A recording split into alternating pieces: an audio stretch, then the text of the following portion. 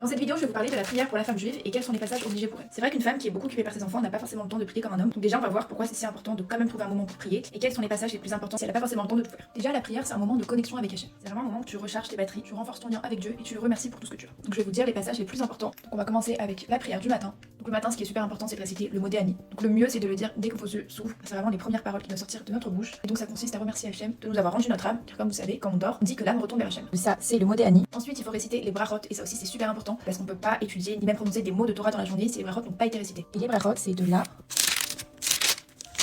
à là.